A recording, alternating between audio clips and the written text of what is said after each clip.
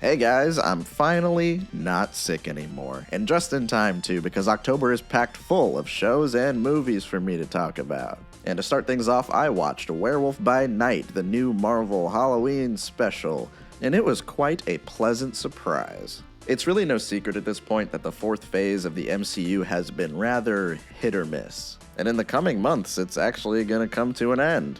And I plan to talk about the current state of the MCU after Black Panther comes out, but for now I can safely say that Phase 4 has not really blown my mind. I can count on one hand the shows and movies that have actually stood out to me, but now I can say that Werewolf by Night is among the Marvel properties that I think actually nailed it. Since this phase of Marvel started, I've been saying that they kinda need to start doing something different in order to keep people's attention. After Endgame, you can't really keep doing the same stuff you were doing before. After something big and climactic like that, it's good to go on and take the opportunity to experiment with different styles and genres. And originally, I thought it was actually a pretty good idea to start with TV shows. However, most of the shows have kind of just had the same vibe as the movies. A majority of them have felt very safe and by the books, and I've always given more credit when a show or movie feels different than what I've seen before.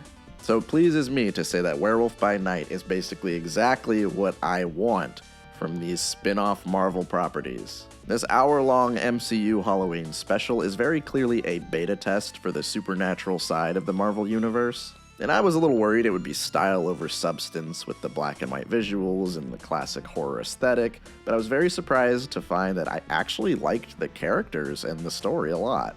Depending on the length, sometimes short films have to prioritize the plot over characters, but this special does a really good job of fleshing out the two leads. The performances from Gael Garcia Bernal and Laura Donnelly are really good, and you get a good sense of their characters and what they've both been through in the short amount of time that we spend with them. We only have an hour of story here, so we don't get long explanations of their backstories or what kind of person they are. You have to learn that in small, effective ways. The writing is economical enough to give us key details in creative ways. I did not expect to be as invested in these characters as I was with such a short and simple story. And the presentation of the special is worth noting here as well, and it's basically the main draw. The black and white cinematography really does elevate the tone, and the visuals can do a lot more with less color. I am so glad that this is not just something they intended to be in color and then thought, hey, this would look cooler if it was in black and white. This was very clearly planned with black and white in mind, and that's very important. The visuals are very well planned out and purposeful, and the werewolf transformation in particular is so cool because it's shot in a way that leaves a lot to the viewer's imagination, and that is so much better than making it a CGI mess. Visually and aesthetically, all of this is on point. If you really just want something spooky to put on for the Halloween season, this is exactly what you're gonna get. My one complaint, however, with the visuals is that I don't think this was actually shot on film. It still looks like a digital production that is made to look more retro in post, and I think shooting it on film would have really pushed the presentation that extra inch. And I do think that the black and white is also an excuse for them to get away with making this a little more violent and bloody than you might expect from a Marvel show. But whether that's the reasoning for that or not, I gotta say, it's nice seeing some damn blood for once. I'm really hoping that this being well received shows Marvel that it's okay to use blood and violence as long as it's thematically appropriate for the character or the story.